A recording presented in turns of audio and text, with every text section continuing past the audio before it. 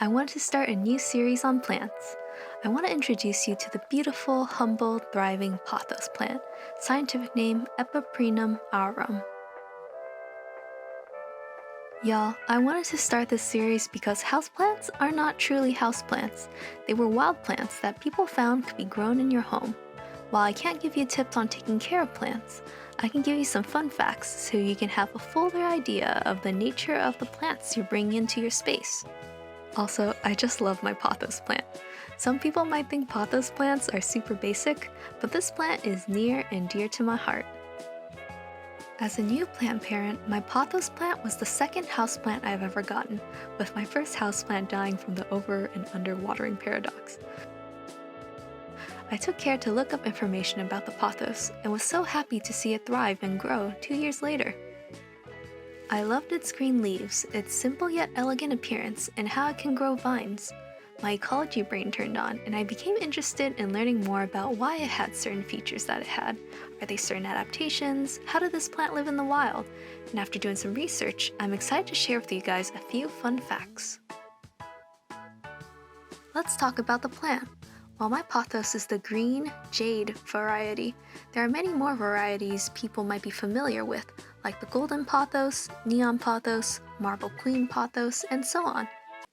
The pothos has characteristics of leafy green stems that like to trail or vine. This plant can be taken care of quite easily, and for beginners like me, it's so helpful that there's signs when it needs water. I've been able to take care of it successfully so far, and repotted it twice already. Pothos is a climbing vine, and you can see this vine starting to trail as it grows new leaves.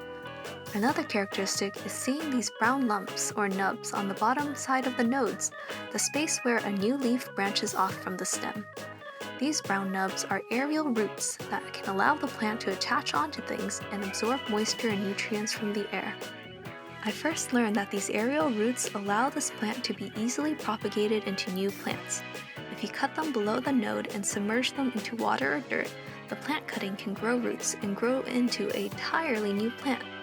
Then I learned that in the pothos' native environment, these aerial roots allow the plant to easily climb and spread along the ground and up trees.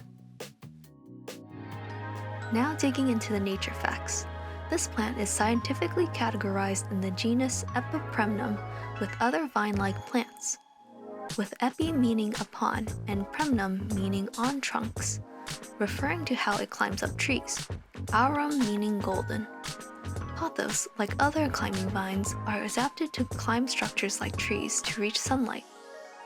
They can save energy by not growing their own support structures and use energy on climbing and growing fast. They can use their aerial roots to hook onto surfaces and continue to grow. Another popular plant species that is mistaken for pothos are philodendrons, which look pretty similar as they're also climbing vines. A way to tell them apart is that pothos has thick, waxy leaves, while philodendrons have more heart-shaped, thinner leaves. According to several sources, the plant originated from the French Polynesian Islands, which is a tropical island environment.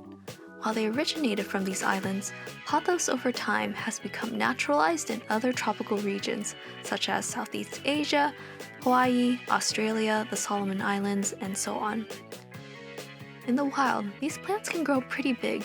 The mature form of the pothos looks quite different and can even produce flowers. Unfortunately, pothos is a huge invasive species when not in its native habitat. We just drove a bit further south than Jacksonville. We're in the Orlando, Daytona Beach area, and check out this giant golden pothos behind me. It's climbing up this entire tree. Look how thick this vine gets. So these are actually invasive to Florida.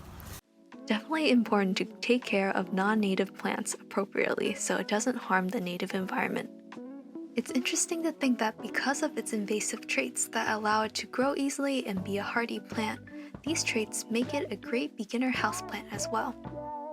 The pothos, a vining plant that lives in tropical regions, can now live with us in our indoor spaces all around the world and grow pretty comfortably. It was fascinating for me to learn more about pothos and how these plants lived in their native habitats. The version of pothos we have as houseplants are babies compared to its wild counterparts. As houseplants, these plants just need some indirect light, water, a place to grow, and they'll thrive. I'm excited to see my pothos continue to grow. Grow, baby, grow! If you have any fun pothos stories to share, feel free to leave them in the comments. What other plants should I cover? Hope this was fun to learn about. Woohoo! Okay, this was fun. Thanks for watching!